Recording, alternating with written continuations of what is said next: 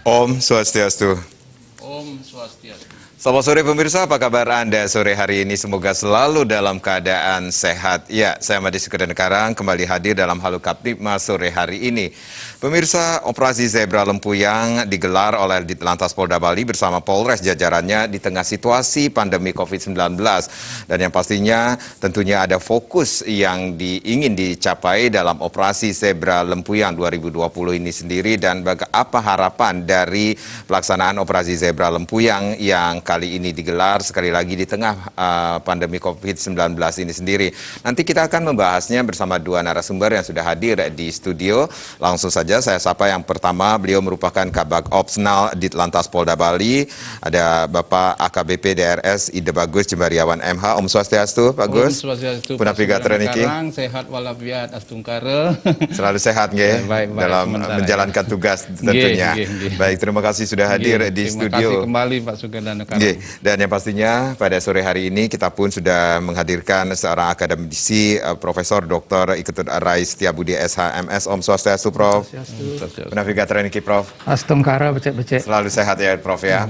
Syukur. Ya. Pembelajaran juga masih daring, Dok, Pak Prof? Masih tetap daring semua, ujian-ujian, seminar, webinar semua pakai. Bahkan beberapa waktu lalu saya membaca tentang pelaksanaan wisuda pun. Betul. Hanya dihadiri oleh beberapa pimpinan di pusat saja ya, dan perwakilan mahasiswa. Baik. Dan itu sudah kita lakukan beberapa kali sejak COVID ini. Tidak pernah kita lakukan wisuda offline kayak dulu itu rame-rame enggak. Iya.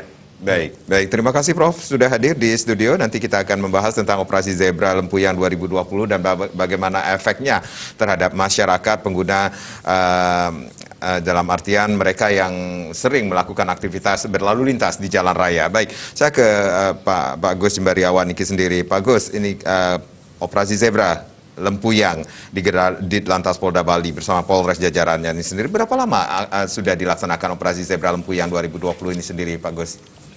Baik, terima kasih Pak Karang, Pak Profesor Setiabudi.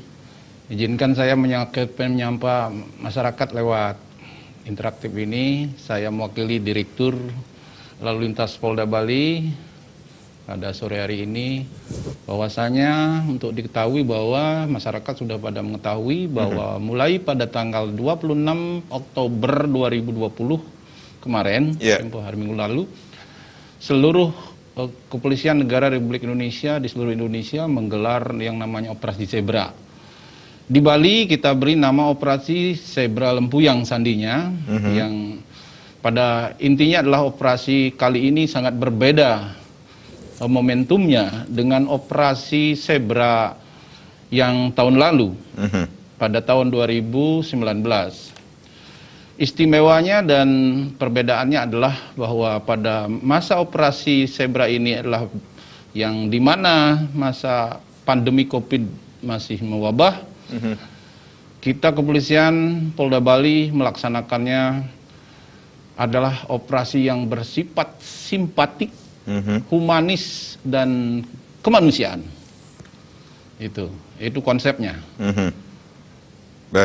Baik, bisa dikatakan ini ada perbedaan dan istimewa sekali pelaksanaan dari kalau di Bali ini dengan operasi Zebra, sandinya adalah operasi Zebra Lempuyang 2020 dilaksanakan pada saat ini masa pandemi COVID-19 ini sendiri. Dan yang menarik tadi Pak Gus mengatakan ini kegiatan adalah bentuk kemanusiaan, simpatik, humanis dan tentunya edukatif kepada masyarakat di masa pandemi ini sendiri. Betul sekali Pak Karang. Baik, Pak Gus dan Prof, kita rehat sejenak, nanti kita akan lanjutkan lagi bagaimana operasi Zebra Lempuyang 2020 ini, dan nanti kami juga akan mengajak Anda pemirsa, silahkan Anda bisa berinteraktif di 0361894800 dan juga di 0361894801, tapi tentunya setelah yang berikut ini.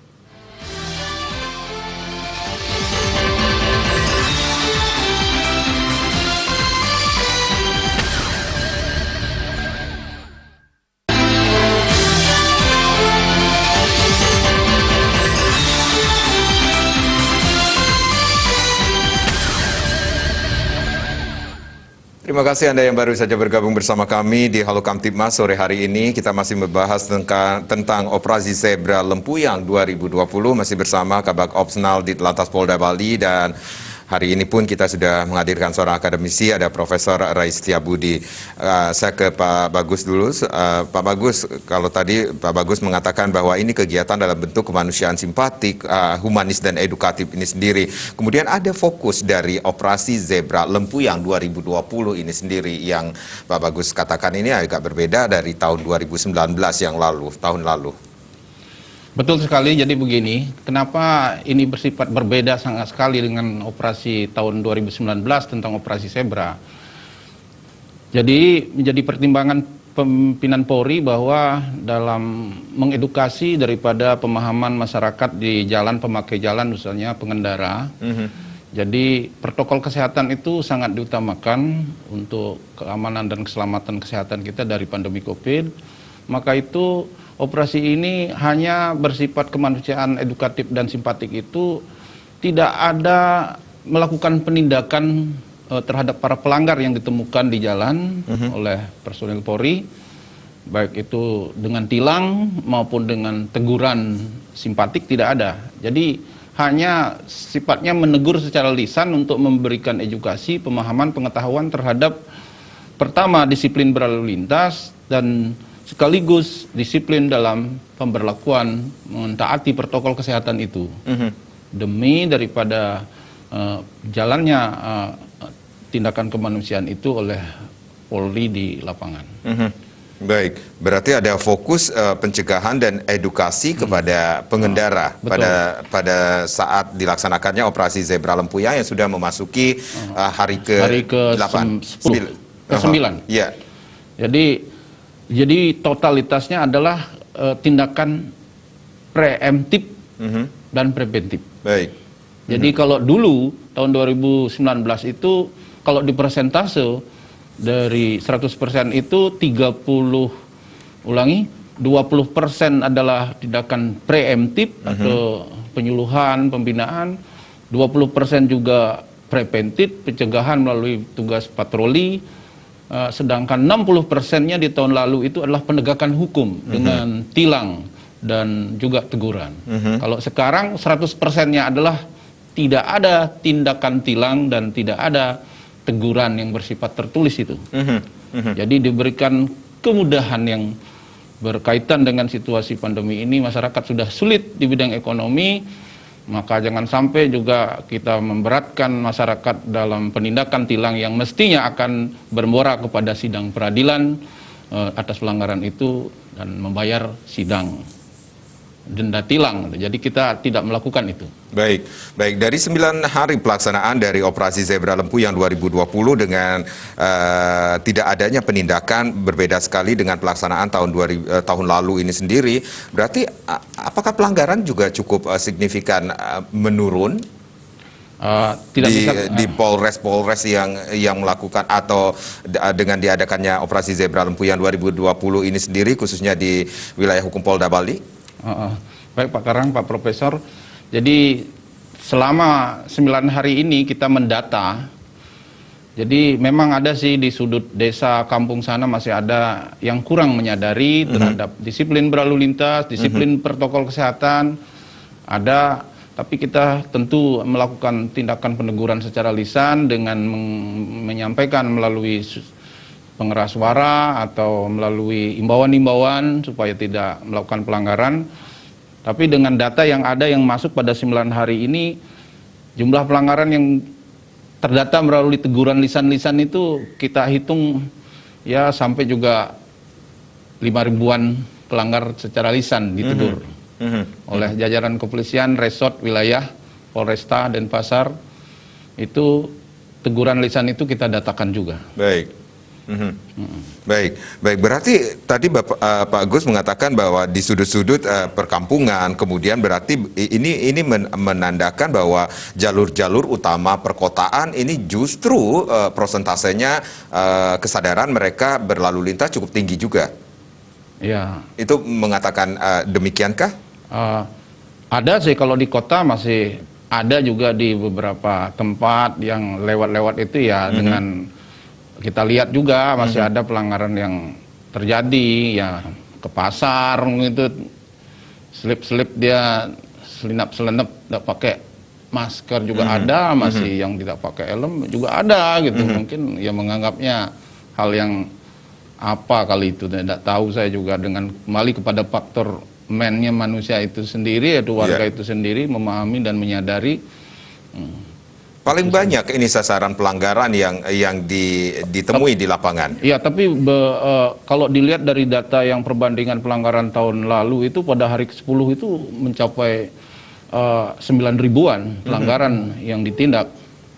Tapi kalau sekarang cuma 5 ribuan kan turun juga itu. Baik. Dalam hampir 10 hari. Baik, Prof, dengan adanya perbedaan operasi Zebra Lempu yang 2020, kalau tahun lalu seperti yang disampaikan oleh Pak Bagus ini sendiri, ada beberapa tindakan seperti preventif, kemudian penegakan tilang, 60% penegakan tilang yang sudah dilakukan 2019, tetapi 2020 ini sendiri 100% tidak ada penindakan penilangan. Ini memberikan efek seperti apa bagi masyarakat di tengah pandemi ini sendiri untuk berlalu lintas? Ya, baik, terima kasih. Saya rasa apa yang telah dilakukan ini itu memang penuh dengan pertimbangan-pertimbangan. Pertimbangan pertama, sejak COVID ini segala perilaku kita harus berubah gitu. Pertama, kita harus menyesuaikan dengan protokol kesehatan, karena kesehatan itu adalah segala-galanya. Oleh karena itu prioritas, saya lihat dari surat-surat edaran atau keputusan-keputusan itu semua mengutamakan itu protokol kesehatan. Termasuk diantaranya kalau mereka tidak mampu bayar pajak pada saat itu atau bayar-bayar lainnya yang terkait dengan masalah kepemilikan kendaraan itu masih bisa ditunda. Karena pengaruhnya memang besar sekali, jadi kesehatan kemudian berpengaruh kepada masalah ekonomi dengan pemutusan hubungan kerja dan segalanya. Jadi kebijakan itu saya rasa sangat tepat sekali. Karena memang kesehatan itu harus diutamakan dari segala-galanya. Walaupun sebetulnya ada slogan, walaupun langit akan runtuh, hukum tetap ditegakkan. Itu kan ada slogan bahasa Latinnya itu, ruat kulum yang gitu itu. Nah, jadi di sini memang kalau kita lihat hukum itu dikalahkan oleh kemanusiaan. Jadi kesehatan itu nomor satu. Nah, apa yang dilakukan oleh kepolisian, terutama banyak terkait dengan masalah sosialisasi di sini. Dan saya rasa tidak sosialisasi tentang undang-undang lalu lintas saja, tetapi lebih menonjol kepada sosialisasi terhadap protokol kesehatan. Sekaligus itu siapa saja yang berinteraksi dengan umum itu harus menyelipkan tentang protokol kesehatan ini, karena kesehatan itu nomor satu. Jadi dalam istilah hukumnya itu ada slogan yang namanya leg niminen logit impossibilia. Jadi kesehatan itu lebih unggul dari hukum. Misalnya kalau orang sakit, bagaimanapun perbuatan jahatnya mereka, kalau sudah dalam kondisi sakit dia tidak boleh dipaksa untuk sidang. Ini membuktikan bahwa kesehatan harus diutamakan. Nah, jadi jangan menegakkan hukum di luar kemampuan manusia. Nah, kita kaitkan sekarang dengan lalu lintas tadi itu, manusia sudah terpuruk. Kita sudah kebanyakan terpuruk masalah ekonomi. Itu lagi dibebankan masalah denda dan lain sebagainya, dibebankan masalah pajak dan lain sebagainya. Itu juga perhitungan yang sangat tepat sekali. Jadi apa yang disampaikan tadi itu saya sangat setuju sekali, lebih banyak kepada sosialisasi. Bukan berarti tidak bermanfaat, ini sangat bermanfaat. Ini sebagai pembinaan untuk kedepannya. Bagaimana seorang itu harus memahami tentang tertib berlalu lintas. Sebetulnya ini yang sangat mengkhawatirkan masalah kedisiplinan berlalu lintas itu.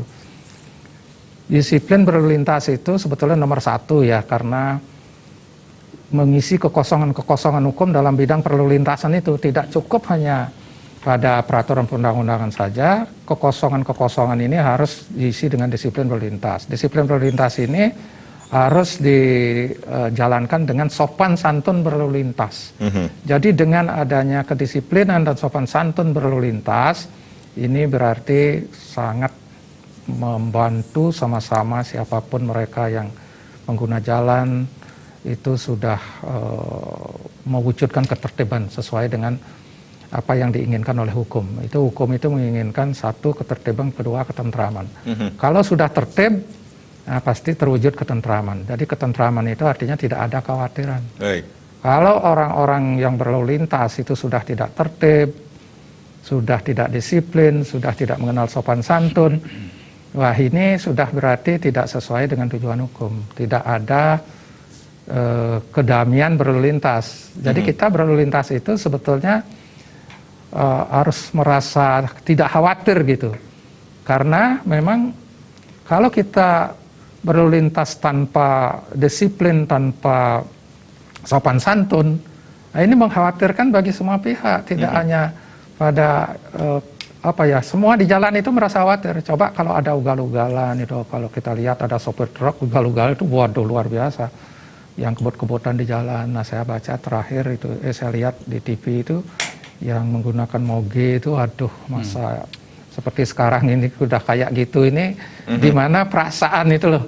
Nah ini harusnya menjadi contoh, kok jadi seperti itu. Jadi nah, kebijakan yang kebijakan yang diambil oleh kepolisian atau katakanlah dari di Lantas atau Polda Bali ini sendiri bukan berarti menurunkan kesadaran kedisiplinan masyarakat berlalu lintas, Prof. Ya, saya rasa tidak. Kalau kita lihat secara teori ya, ada 4 faktor yang mempengaruhi penegakan hukum. Yang pertama substansi hukumnya. Kalau substansi hukumnya sudah bagus sekali, undang-undang lalu lintas yang nomor berapa itu tahun 2009 ya? Nomor 22 2009. Iya, nomor 22 tahun 2009. Kalau itu substansi hukumnya sudah bagus sekali. Kemudian yang kedua yang mempengaruhi itu adalah aparat penegak hukumnya. Kalau aparat penegak hukumnya ini sudah bagus dalam melaksanakan tugasnya, itu pasti hukumnya akan baik. Jadi setiap orang yang melakukan pelanggaran, kalau dalam kondisi normal itu harus ditindak. Tetapi seperti tadi ini, karena kita mengutamakan kesehatan, ya harus memberikan perhatian juga kepada masyarakat umum. Bukan berarti ini tidak adil, ini adil. Karena kalau kita melihat penegakan hukum itu ada 3 aspeknya. 1 adil, kedua bermanfaat, dan yang ketiga kepastian hukumnya. Kalau kita menegakkan kepastian hukum tetapi tidak bermanfaat pada kondisi seperti sekarang ini, itu juga tidak adil gitu. Jadi apa yang dilakukan itu saya rasa sudah tepat sekali. Bukan berarti tidak bermanfaat, sangat bermanfaat karena memberikan sosialisasi. 1, sosialisasi tentang protokol kesehatan. 2, sosialisasi tentang ketaatan terhadap undang-undang lalu lintas. Nah kemudian yang jadi masalah ini sarana dan prasarana, itu kan baru 2 kita yang mempengaruhi. Substansi hukumnya, penegak hukumnya, ketiga sarana dan prasarana. Kalau ini sarana dan prasarana ini lebih banyak kepada rambu-rambu lalu lintas, seperti misalnya lampu traffic light gitu kan, itu kan sudah dilihat terus kesempurnaannya sudah bagus. Kalau dulu orang pakai manual itu seperti kereta itu kan, nah sekarang kan sudah baik sekali. Kalau dulu kan pakai di beberapa tempat yang sangat crowded lalu lintasnya itu, pemalangan, iya dipakai seperti pintu kereta itu, jadi palang pintu itu, iya palang pintu itu.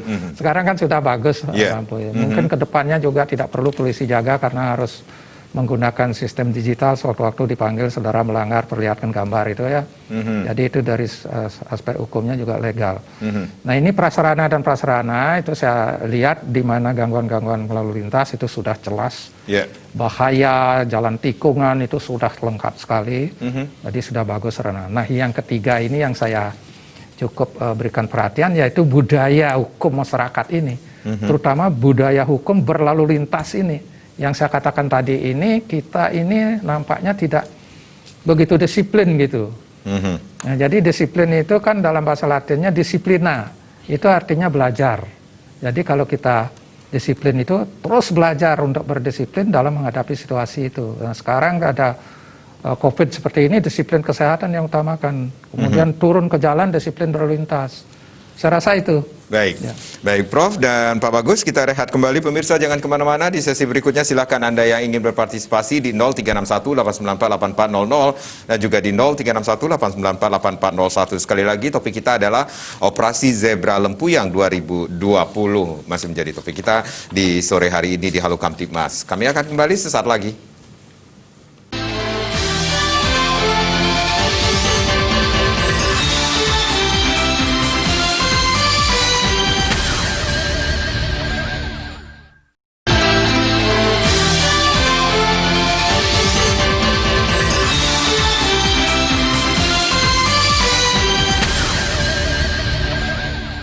Ya, kita masih di Halo Kamtibmas, bagaimana operasi Zebra Lempuyang 2020. Seperti kata Pak Bagus, selaku Kabag Opsnal Ditlantas Polda Bali, sudah memasuki hari yang ke-9 ya Pak Bagus ya, Iya. pelaksanaan operasi Zebra Lempuyang 2020 ini sendiri. Dan tentunya kita juga masih dari Polda Bali pun masih mendapati banyak sekali pelanggaran-pelanggaran yang dilakukan oleh masyarakat tentunya dalam hal berlalu lintas. Baik, kalau kita berbicara tentang dari segi usia, ini adakah usia-usia tertentu yang melakukan pelanggaran yang ada datanya di Polda Bali ini sendiri, Pak Bagus? Ada, kalau di anatomi, jadi baik Pak Karang, ada anatomi namanya itu adalah pendataan identifikasi daripada para pelanggar lalu lintas yang pada masa ini dengan masa tahun lalu sih rata-rata sama. Jadi umurnya ada yang di bawah umur, ada yang juga dewasa, itu yang terjadi memang. Jadi di antara umur 30 sampai 40 sekian persen, sudah gitu 18 sampai dengan 25 sekian persen gitu. Jadi kalau di anatomi seperti itu. Jadi usia-usia produktif Iya, lah yang paling banyak memang, yang mungkin melakukan kakek itu pelanggaran. jarang naik motor atau di lapangan. Oke, baik. Dengan kebijakan yang dilakukan oleh Polda Bali atau kepolisian saat ini dengan hampir tidak ada penilangan, tim penindakan ini sendiri, bisa dikatakan ini operasi Zebra Lempuyang 2020 ini sendiri operasi yang bisa dikatakan nggak sih dengan operasi penuh kasih sayang bagi masyarakat di lapangan, Pak Bagus? Jadi itulah kalau saya beri nama itu operasi penuh kasih sayang namanya itu. Jadi kalau ibaratnya seperti itu karena kita kasihan gitu. Jadi menyayangi masyarakat, kasihan ketika dia melanggar di pandemi Covid ini yang sudah sulit situasi terutama dari segi ekonomi, pendapatan masyarakat. Nah, karena kalau dilakukan penindakan, tilang, itu kan muaranya nanti ke peradilan gitu. Di peradilan dengan pasal-pasal pidana lalu lintas ya konsekuensinya ya kena denda tilang dan putus denda kan gitu. Paling minim 250, 500 ribu dalam satu kali pasal yang ditentukan itu kan berat sekali juga gitu. Baik, baik. Ada titik-titik tempat digelarnya operasi Zebra Lempuyang yang akan diselenggarakan yang dilakukan pada sampai dengan tanggal 8 November ini sendiri, Pak Bagus. Betul. Jadi dalam konsep operasi itu ada dua konsep, yaitu ada di luar target operasi namanya, baik itu lokasi-lokasi yang ditentukan untuk mewujudkan Kamsel Tipcar Lantas itu bebas dari kecelakaan, bebas dari pelanggaran, bebas dari kemacetan, itu ditentukan oleh para Kasat Lantas jajaran kewilayahan Polres-Polresta itu untuk namanya itu ditentukan lokasinya tidak terlalu banyak supaya bisa digarap lokasi itu bebas dijaga secara berkala, secara terus-menerus, secara proaktif, melalui kegiatan preventif, patroli, penyuluhan gitu. Jadi itu supaya tidak terjadi peristiwa kecelakaan lalu lintas yang menyebabkan korban meninggal dunia, luka berat, luka ringan, dan juga kerugian material besar gitu. Jadi di luar itu juga dilaksanakan kegiatan rutin yang ditingkatkan. Jadi polisi itu terbelah menjadi dua. Ada yang melaksanakan operasi secara khusus menggarap beberapa lokasi tempat untuk mengantisipasi supaya tidak di jalur-jalur rawan itu terulang lagi kecelakaan lalu lintas. Sedangkan di luar target operasi yang ditentukan itu digarap dengan kegiatan rutin kepolisian berjalan setiap hari oleh jajaran wilayah Polres, Polresta, di backup oleh Polda Bali. Itu konsepnya. Baik. Berarti ada penambahan personilkah selama pelaksanaan operasi Zebra Lempuyang 2020 ini sendiri, Pak Bagus? Jadi penambahan personil itu tidak terlalu besar karena juga situasinya ini ya dari segi dukungan operasional itu juga dukungan anggarannya mengecil, itu jadinya kekuatan operasi tidak seperti tahun lalu. Baik. Baik. Setengah kekuatan yang digerakkan personil Polri di lapangan. Baik, pemirsa silakan Anda yang ingin bergabung bersama kami, line sudah kami buka di 0361-894-8400 dan juga di 0361-894-8401 tentunya. Saya ke Profesor. Prof, dengan dilaksanakannya kebijakan yang dilakukan atau diambil oleh pihak kepolisian ini sendiri, berarti protokol kesehatan selalu menjadi prioritas saat ini di masa pandemi ini sendiri. Lalu bagaimana kepatuhan masyarakat dari dalam berlalu lintas memasuki tatanan kehidupan Bali era baru ini sendiri, Prof? Ya, jadi apa yang disampaikan tadi itu memang berbeda dengan operasi Lempu yang sebelumnya ini. Sangat jauh berbeda karena kondisinya memang berbeda. Kalau kita lihat secara teori, itu ada teori sanksi dan kepatuhan hukum. Dalam teori itu disebutkan bahwa sanksi itu sangat perlu untuk dijatuhkan agar terjadi kepatuhan hukum. Nah, tadi dalam praktek operasi Lempu yang ini bukan berarti tidak diberikan sanksi, karena kalau kita lihat sanksi itu ada sanksi represif dan sanksi pembinaan. Ini karena situasi saat ini saya rasa tepat sekali diberikan sanksi pembinaan. Apakah sanksi ini bermanfaat atau tidak dalam ketaatan, ini sangat bermanfaat sebetulnya karena itu diberi pembinaan. Sebetulnya orang yang melanggar itu diberi pembinaan itu sebetulnya sudah sanksi, tapi sanksi pembinaan. Dengan diberikan kata-kata yang sedikit agak keras untuk pembina lain kali jangan seperti ini, sebetulnya dia cukup dalam ingatannya itu melekat gitu. Sehingga ini akan memberikan pengaruh secara psikologis bagi yang bersangkutan, dan ini juga akan menimbulkan efek jera. Karena efek jera itu tidak harus kita menghukum, tetapi juga melakukan pembinaan. Seperti misalnya dalam sistem peradilan anak, itu lebih banyak pembinaan. Nah, maksudnya supaya anak itu jadi jera. Nah, anggap seperti itu. Jadi pendapat saya ini, pembinaan yang disampaikan oleh kepolisian ini, saya berpendapat agak keras sedikit kalau memang dia melakukan pelanggaran, tapi pembinaan secara karena kekerasan itu kan juga kekerasan verbal, itu termasuk kekerasan. Jadi sedikit dimarahilah gitu, supaya melekat dalam hatinya secara psikologis, waduh saya tidak enak dimarahi. Jadi timbul efek jera gitu. Nah, saya rasa itu pasti sudah dilakukan dengan diberikan pembinaan oleh polisi, ditangkap saja oleh polisi, kita sebetulnya sudah punya rasa malu luar biasa, sebetulnya gitu. Apalagi diberi pembinaan, jadi melekat terus gitu. Baik. Saya rasa itu sudah. Jadi bisa dikatakan pembinaan yang dilakukan oleh pihak kepolisian ini sendiri bisa untuk menekan agar ketidakpatuhan masyarakat berlalu lintas bagi masyarakat tentunya bisa berkurang. Iya. Ya, jadi menurut sanksi dan kepatuhan hukum ada teori sanksi dan kepatuhan hukum. Jadi sanksi itu ada dua, seperti yang saya katakan tadi, itu salah satunya pembinaan. Ini juga memberikan efek jera. Artinya efek jera itu dia akan berpengaruh kepada kepatuhan terhadap hukum, ketaatan itu. Jadi itu.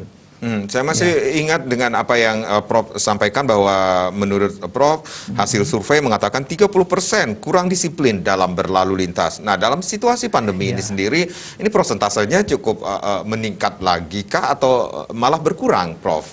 Iya, karena sekarang kan lebih banyak orang tinggal di rumah, jadi di jalan itu lebih sedikit gitu, sehingga pengukurannya tidak bisa kita bandingkan dengan sebelumnya, karena ini lebih banyak kerja di rumah, sehingga mereka itu jarang keluar, jarang menggunakan berlalu lintas itu. Nah, walaupun demikian, bagaimanapun juga itu tetap dilakukan semacam kedisiplinan itu ya.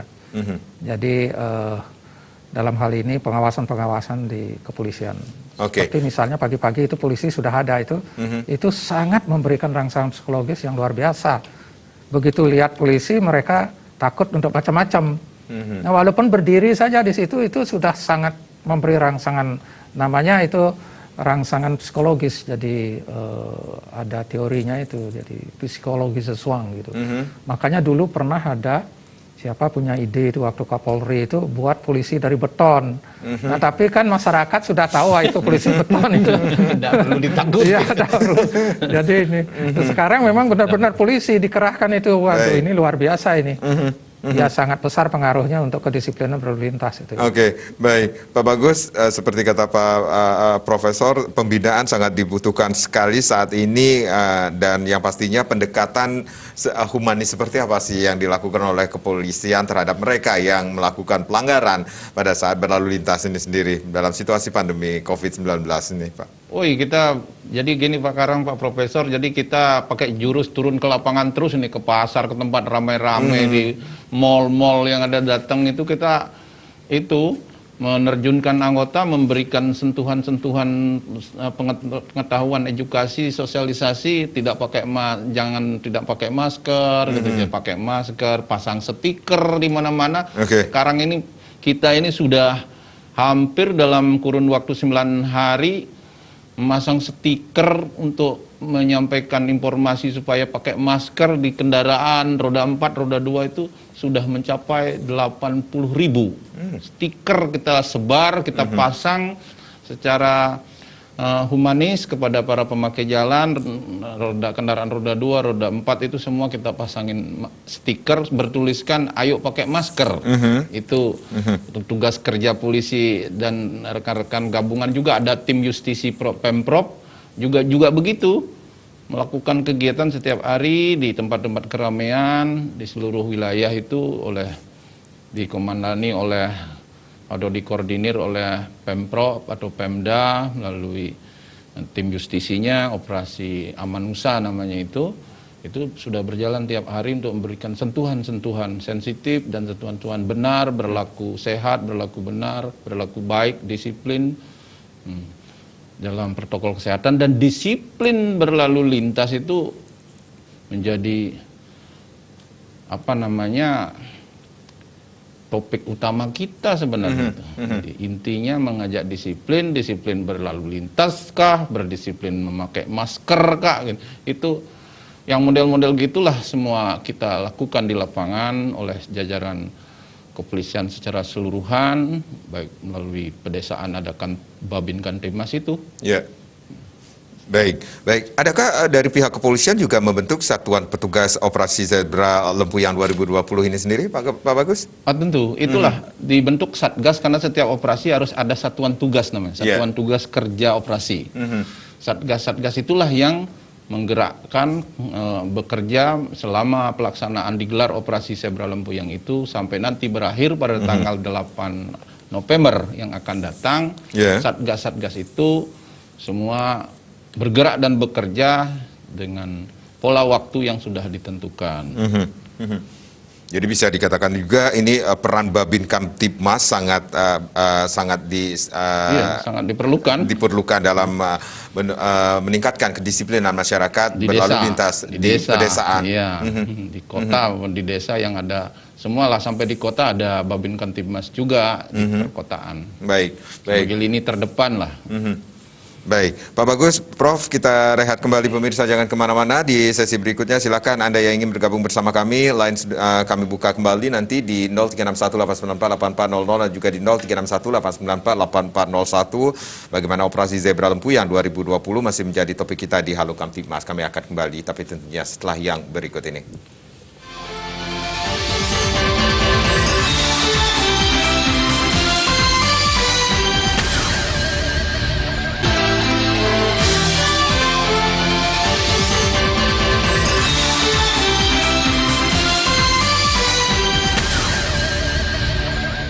Ya, terima kasih Anda yang masih bersama kami di Halo Kamtibmas. Operasi Zebra Lempuyang 2020 masih menjadi topik kita di sore hari ini di Halo Kamtibmas bersama Kabag Opsnal Ditlantas Polda Bali, AKBP DRS Ida Bagus Jembariawan MH, dan hari ini pun kita sudah menghadirkan seorang akademisi Profesor Dr. I. Ketut Rai Setiabudi SHMS. Silakan Anda yang ingin bergabung bersama kami, lain sudah kami buka di 0361 894 8400 dan juga di 0361-894-8401. Nah, Prof, kalau kita berbicara tentang berlalu lintas, kedisiplinan berlalu lintas dari apa yang sudah dilakukan, kebijakan yang sudah dilakukan oleh pihak kepolisian, jadi kontrol dari masyarakat sendiri, khususnya kontrol sosial dari keluarga, ini sangat dipentingkan dalam kedisiplinan berlalu lintas nantinya, Prof. Ya, saya rasa betul sekali apa yang disampaikan oleh Pak Karang itu. Pertama, internal dulu di lingkungan keluarga. Karena saya lihat pelanggar lalu lintas itu justru mereka ini masih remaja gitu. Apalagi sekarang kan kita lihat bersama anak-anak SMP itu sudah bawa sepeda motor gitu. Anak SMU kelas 1 sebetulnya belum layak punya SIM, itu juga bawa sepeda motor. Nah, ini peran orang tua itu pertama sangat penting sekali untuk memberikan pemahaman kepada anak-anak mereka itu.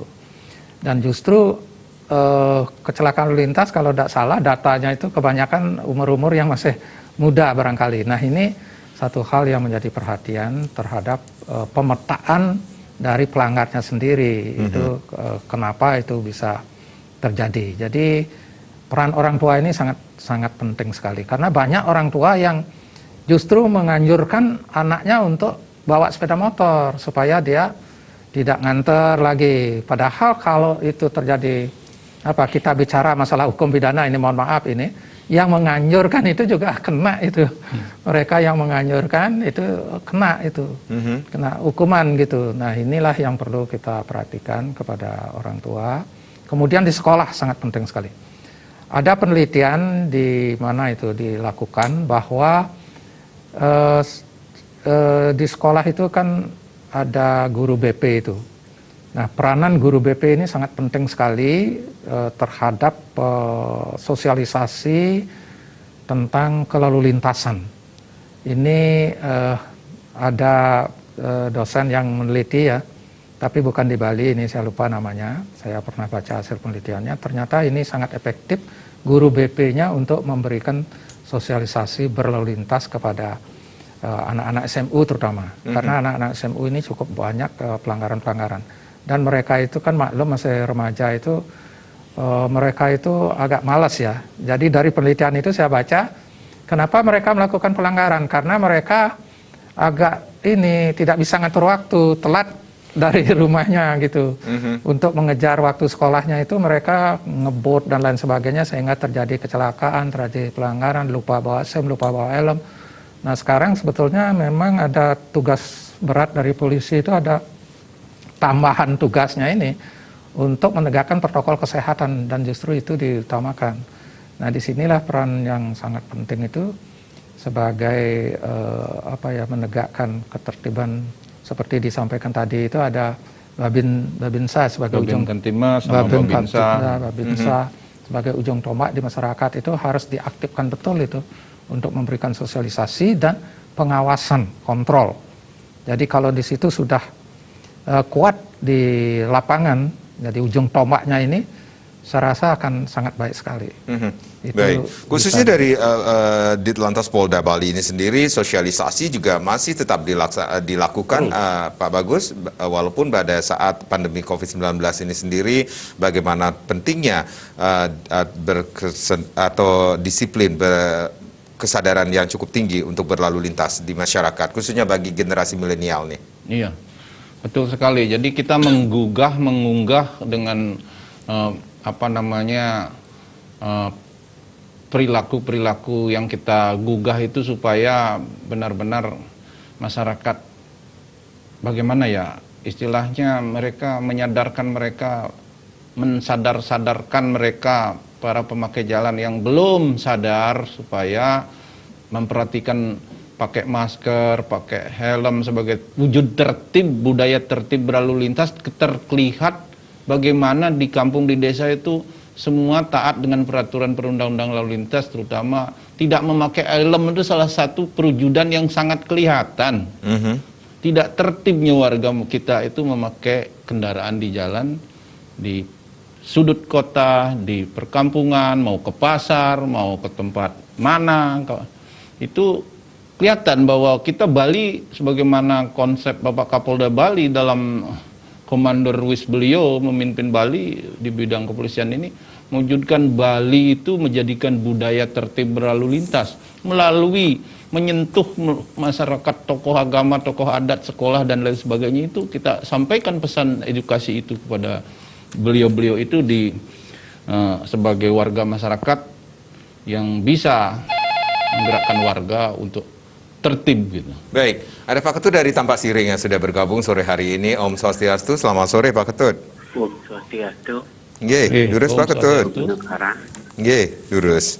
ya kami ada usulan sedikit kepada Bapak narasumber. Bila mana perlu yang sebelumnya bisa memakai sepeda atau belum bisa mencari SIM. Tapi kalau tujuan saya ini tolong ditertibkan itu, jangan dikasih itu. Kalau sudah sampai itu dikasih nanti kan terus nama-nama ataunya.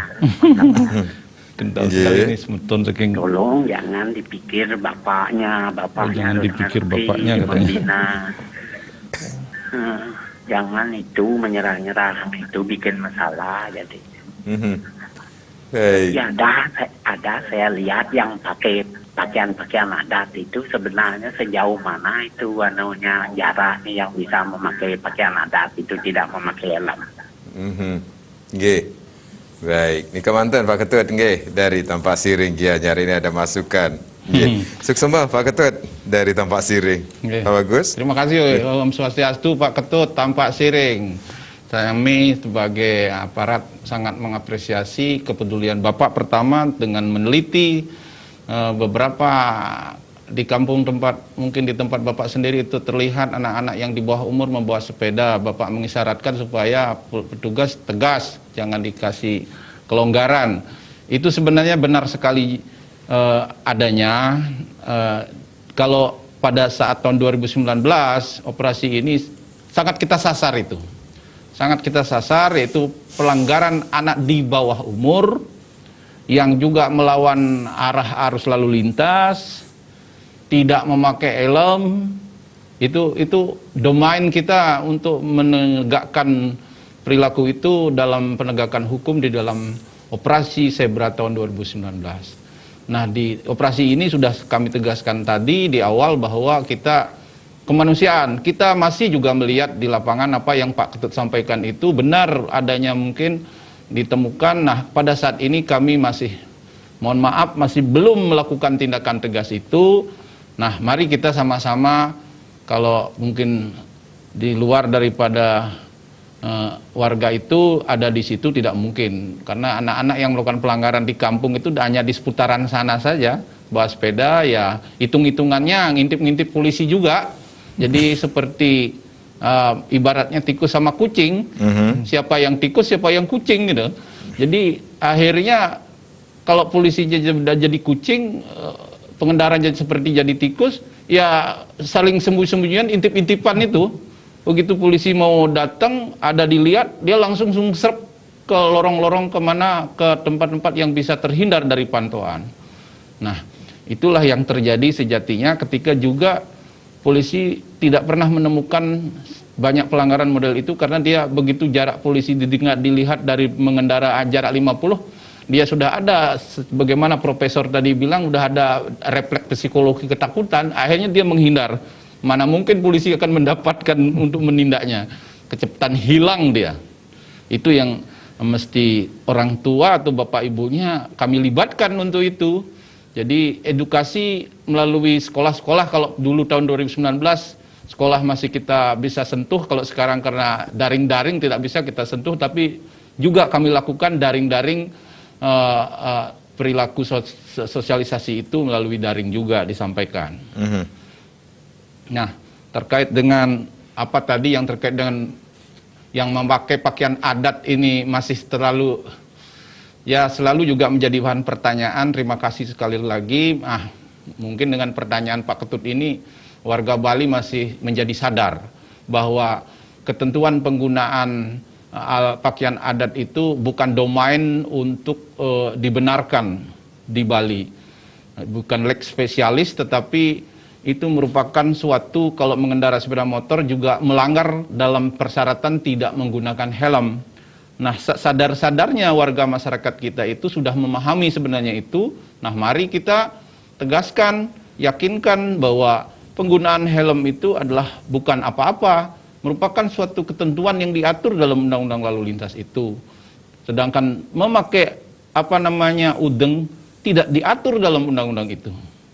Nah, itu tegasnya Pak Tut. Terima kasih Pak Tut bahwa Pak Tut sangat peduli. Semoga lah dengan unggahan Pak Tut ini di siaran interaktif kami ini bisa mempull up dari seluruh warga Bali yang memahami bahwa kalau mengendarai sepeda motor dalam urusan adat istiadat tetap jaga perlindungan keselamatan diri dari ancaman kepala bisa jatuh di aspal, terhindar dan terlindung sedikit. Mungkin banyak atau sedikit tergantung pemahaman sekarang. Baik, baik. Terima kasih Pak Ketut dari Tampak Siring. Prof, adakah dampak dari masyarakat dengan dilaksanakannya operasi Zebra Lempuyang dengan kebijakan yang sudah dilaksanakan atau dilakukan ya atau yang diambil oleh pihak kepolisian khususnya Polda Bali ini bagi masyarakat Bali ini, Pak Prof? Ya, saya rasa pasti banyak dampaknya. Pertama karena operasi Zebra itu kan kalau 2019 itu tadi sudah disampaikan pelanggaran hampir 9.000 ya. Tapi sekarang itu sudah menurun. Nah, itu ada beberapa sebabnya seperti tadi. Nah, sebetulnya sasaran dari setiap operasi itu adalah bagaimana meningkatkan kesadaran hukum masyarakat, terutama budaya hukumnya ini mampu tidak untuk melakukan perubahan. Nah, dengan adanya operasi-operasi seperti tadi itu, yang jelas kalau menurut teori itu sanksi dan kepatuhan hukum, jadi sanksinya tetap ditegakkan. Seperti tadi pertanyaan dari Bapak Ketut dari Tampak Siring itu memang benar sekali. Anak-anak yang belum mampu sebetulnya, belum layak lah untuk menaiki sepeda motor, itu memang harus dilakukan proses hukum begitulah. Jadi memang sulit untuk ditangkap karena kucing-kucingan seperti tadi itu. Karena memang dia itu ya, harus memiliki kompetensi ya. Jadi kompetensi itu menurut aturan itu harus umur 17 tahun baru mampu. Karena kompetensi untuk menguasai undang-undang, kompetensi untuk menguasai teknis untuk melakukan kendaraan bermotor ini. Karena bermotor ini pentingnya itu karena ini harus punya kompetensi yang layak untuk menjadi mengendarai motor itu. Jadi perlu dibuktikan kepada masyarakat bahwa penegak hukum itu sudah menegakkan hukumnya terhadap orang-orang yang belum layak memiliki kompetensi tetapi sudah melakukan hal itu. Nah, kemudian saya tertarik ini karena pernah ada satu diskusi seminar mengenai penggunaan helm, Pak. Jadi ada yang bertanya itu kalau orang pakai payas Bali itu sulit untuk pakai helm, nanti payasnya rusak, apalagi pakai sanggul dan lain sebagainya. Nah, ini kalau menurut aturan tadi sudah disampaikan, normatifnya itu tetap melanggar. Nah, kan tetapi kan mohon maaf ini dalam hukum itu memang kadang-kadang ada satu kebijakan juga. Kalau itu payas agung misalnya, siapa tahu ada orang payas agung pakai tinggi sekali gitu, naik sepeda motor ya. Ini harus ada juga ada kebijakan itu. Ya, tapi sebaiknya pakai mobil lah gitu ya. Baik. Nyampaikan itu. Baik. Terima kasih Profesor Pak Gus. Terima kasih sekali lagi sudah sharing di sore hari ini. Semoga apa yang kita berbincangkan pada sore hari ini bisa memberikan manfaat bagi pemirsa Bali TV di mana saja berada. Saya Made Sekedar Karang, terima kasih. Sampai jumpa. Om Santi Santi Santi Om.